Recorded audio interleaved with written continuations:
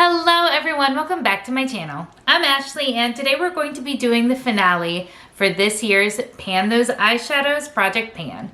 This is a project that was created a whole long time ago now by Alexi. I will have her link down in the description box below, as well as some of my other friends here on the YouTubes that are working on this project in case you have not yet discovered their channels and you want to expand your panning horizons. Essentially, the purpose of this project is to hit pan on eyeshadows. I have randomly generated 5 eyeshadows to work on at any given time, with the hopes of either hitting pan or using the shadow at least 30 times. So let's talk about where we are landing this year. So the palette that has been in this project the longest is this one right here. This is my Lime Crime Venus XL2 palette. The shade that I am working on in this palette is the shade right here called Locust. It's hard to tell with this palette because it's so reflective, but there is a really nice dip going on in there. As of the last update, I needed to use it 7 times in order to hit that 30 usage threshold, and I fell short. I fell a little bit short. I used it an additional 4 times since our last update for a total of 27 uses in this project. So unfortunately, I didn't hit what I wanted to hit, but that shadow is a beautiful shadow and this palette is a lovely palette. I've just had a year. As you guys know, I've just had a year. The palette that is the absolute wildest is this palette right here. This is my BH Cosmetics Lost in Los Angeles palette, and I was working on the shade The Hills.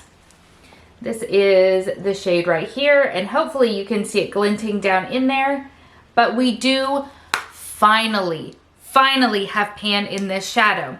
I've used it an additional 12 times since our last update to finally hit pan. And I just wasn't using it as an inner corner highlight. I was using it all over the lid multiple times, and I only finally, as of yesterday, hit pan on it. And I'm not gonna lie, I kind of piled on a little bit more than I probably needed because I was so desperate to hit pan. You guys, I used this shadow 57 times. Who uses a BH Cosmetics eyeshadow 57 times without hitting pan? I don't know what kind of sorcery was going on in this shadow, but it took forever. It's a gorgeous shadow. I love this palette, but wow, 57 uses, that's bananas, absolutely bananas.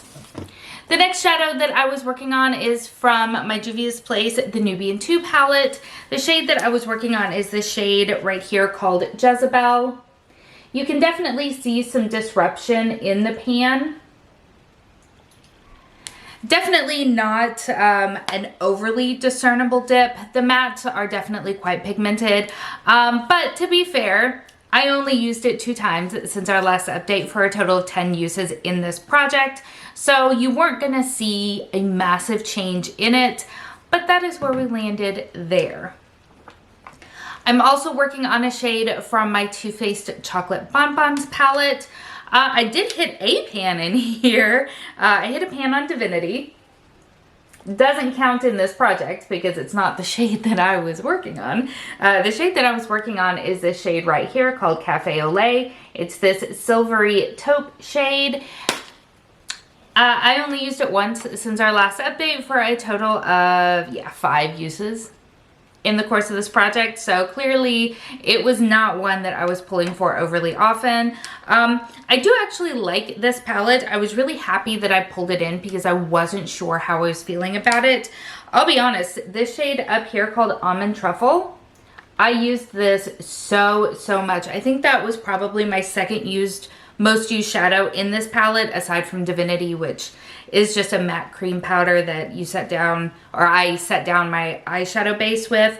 But yeah, this Almond Truffle right here, really gorgeous shade. I really did enjoy dipping into this, and I'm glad that I had it in this project so that I could reacquaint myself with it a little bit more. The last shadow that I was working on is from my Autumn's Rain palette from Sydney Grace. And the shade that I was working on is this shade right here, this mid-tone brown called Nature's Crown. There we go. You can see a little bit of a dip going on in there. This is a firmly pressed shadow.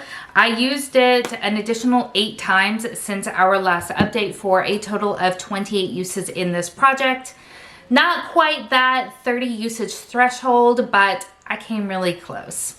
So I will say overall, this project was a bust for me this year. Historically, this has been one of my favorite projects and one that I've been pretty successful in. This year, I just couldn't seem to get it together and get it to work, which is such a shame because, again, I do really enjoy this project. I think I'm going to take a break from it in 2023. I think I'm going to do some other things in my project panning journey. And I think Pan Those Eyeshadows is going to take a little bit of a hiatus. And I know that's probably a bit of a disappointment because this is a project that most people really enjoy watching. I'm hoping that you'll still enjoy some of the other projects that I'm going to be working on, but I think I need to give myself a break. I've been doing this project for the past 4 years, I think, either 4 or 5 years.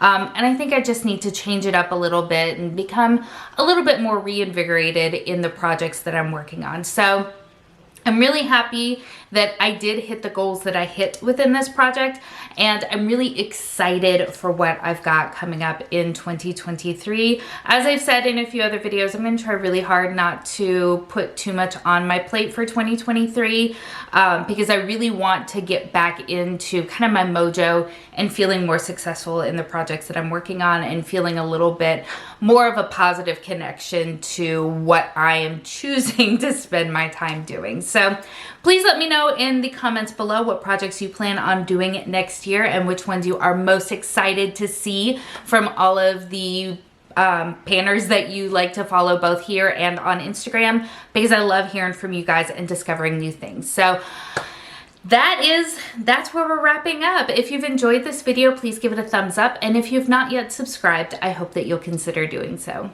Thank you so much for spending some time with me today. I hope that you're having an amazing day, and I will see you next time. Bye.